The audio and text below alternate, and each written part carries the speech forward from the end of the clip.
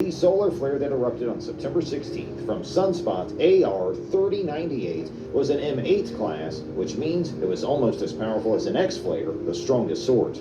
The radio blackout was classified as an intermediate category R2 occurrence by the UK Met Office Space Weather Section. R1 is small, while R5 is extreme.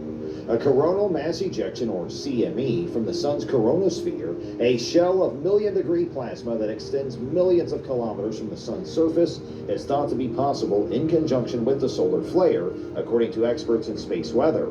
The Met and other space weather forecasters predict that the CME could lead to G1 level, or small, geomagnetic instability during the next few days, which would have a little influence on satellite operations and weak power grid oscillations.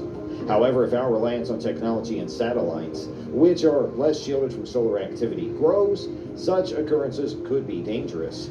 This was made clear on February 4th when 38 of SpaceX's Starlink satellites started to fall out of the sky as a result of a small G1 class geomagnetic storm. After 2023, 40 countries will be able to access the internet using SpaceX's Starlink constellation of satellites, which will also offer international mobile phone service, Musk stated.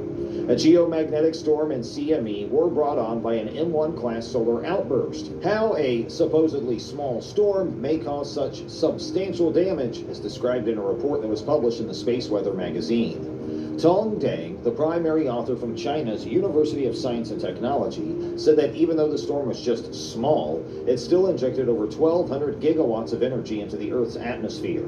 The satellite's aerodynamic drag was significantly increased as a result of the additional energy heating the upper atmosphere of Earth. Just a fifth of the 49 Starlink satellites that were crammed inside the Falcon 9 rocket and launched on February 3rd survived. The undertaking received a boost last week when SpaceX successfully launched a second Falcon 9 rocket carrying fresh Starlink satellites, Musk explained.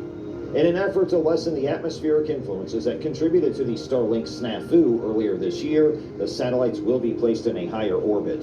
Scientists warn that severe flares will become more frequent as the sun approaches solar cycle 25, with sunspot activity projected to peak in 2025, despite the fact that solar flares are notoriously difficult or impossible to predict.